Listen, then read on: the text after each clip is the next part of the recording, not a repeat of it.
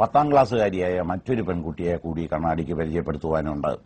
ജന്മനാ ഉള്ള വൈകല്യത്തെ ഒരു യുദ്ധത്തിലൂടെ വിജയിക്കുകയാണ് ഈ പെൺകുട്ടി.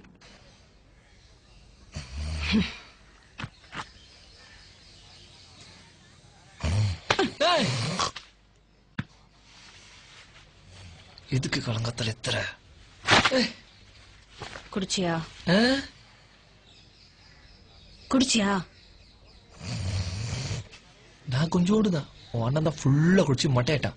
சொல்ல சொல்ல கேட்கவே மாட்டான். Bad boy. அப்போ നീ കുടിച്ചിരിക്ക. ഈ സിനിമ കണ്ടവർക്ക് ഈ രംഗങ്ങൾ വിശ്വസിക്കാൻ തന്നെ ബുദ്ധിമുട്ടാകും. സിനിമയുടെ പേര് നാടോടികൾ. ജന്മനാ ബധിരയും മൂകയുമായിരുന്നു അഭിനയ. മറ്റുള്ളവരുടെ ചുണ്ടുകളുടെ ചലനങ്ങൾ പഠിച്ചാണ് അഭിനയ ആദ്യം മോഡലായതും പിന്നീട് സിനിമാ താരമായതും. എത്ര ഗംഭീരമായ ദീർഘകാലം തുടർന്ന തൃഷ്ണയാണ് ഇതിനു പിന്നിലെന്ന് വൈകല്യങ്ങളില്ലാത്തവർ ചിന്തിക്കുക.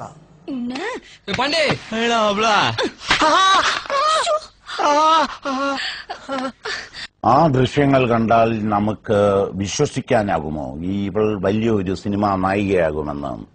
ഇതാണ് ലോകം, ഇതാണ് യുദ്ധം. ഫ്രണ്ട്സിനേക്കാൾ കൂടുതൽ എന്റെ ഒരു സഹോദരി, എന്റെ ഒരു സിസ്റ്റർ, അതാണ്. സോ അങ്ങനെയാണ് ആള്. അണ്ണി അണ്ണീന്നാണ് വിളിക്കുന്നത്. അണ്ണി അണ്ണി പിടിക്കുമാ?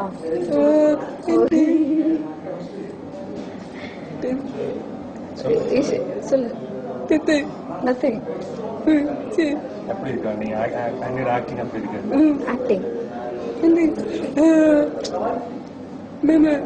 മാമ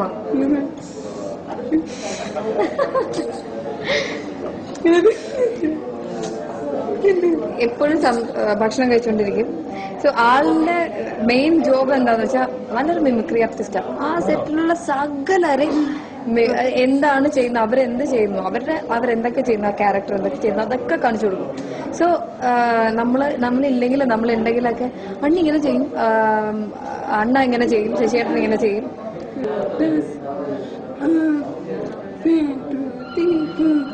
ആ സ്റ്റെപ്പ് 1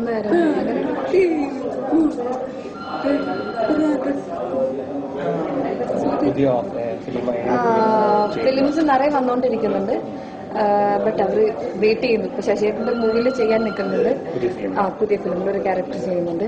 സോ പിന്നെ ഇങ്ങനെ അവര് വെയിറ്റ് ചെയ്യുന്നു.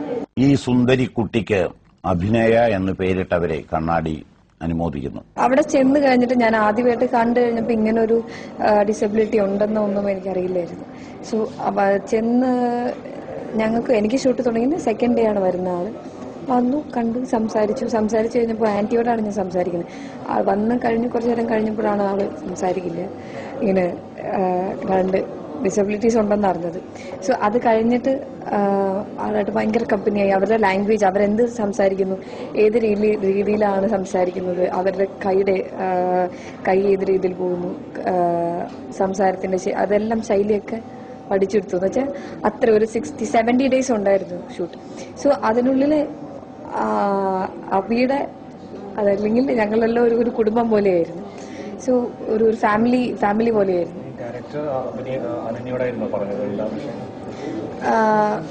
ഇത് വന്നിട്ട് ഇല്ല, ഞങ്ങൾ തമ്മിലുള്ള ഒരു കോമ്പിനേഷൻ സീൻസ് എനിക്ക് തോന്നുന്നു വളരെ കുറച്ചുള്ളൂ.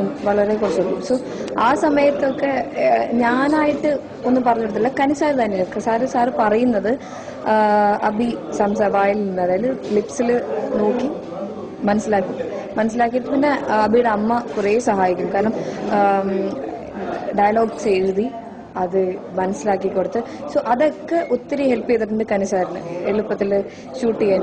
അപ്പോൾ വലിയൊരു ടഫ് ഉണ്ടായിരുന്നില്ല ആൾക്ക്. കാരണം വേറെ ലാംഗ്വേജസ് ഒന്നും അറിയില്ല, ഇംഗ്ലീഷേ അറിയുള്ളൂ. ആന്റി അത് തമിഴിലാക്കിയിട്ട് അത് ഇംഗ്ലീഷിൽ പറഞ്ഞു കൊടുക്കും. ചെറിയൊരു ബുദ്ധിമുട്ടുണ്ടായിരുന്നത് ഡയലോഗ് പ്രസന്റേഷനിൽ കുറച്ച് ഒരു ഔട്ട് പോകും. അബിയെ ഇത്രയും നാള് കണ്ടിരുന്നു. ബട്ട് അതിൽ നിന്നും വളരെ വ്യത്യസ്തം ഒരു സൗണ്ട് വന്നു കഴിഞ്ഞപ്പോൾ ഒരു പൂർണ്ണമായ ഒരു ആർട്ടിസ്റ്റ് എന്ന് വെച്ചാൽ അവൾ നല്ലൊരു ആർട്ടിസ്റ്റാണ്, അതല്ല പറയുന്നത്, സംസാരവും കൂടി ഉള്ള ഒരു ആർട്ടിസ്റ്റിനെ പോലെ കണ്ടു കഴിഞ്ഞപ്പോൾ ഭയങ്കര സന്തോഷമായി. എന്നാ உங்க அப்பா பேர் என்ன? பல்ல காட்டாத. உங்க அப்பா பேர் என்ன? நடராஜன். அவங்க அப்பா பேரு? வீரபத்ரன். அவங்க அப்பா பேரு?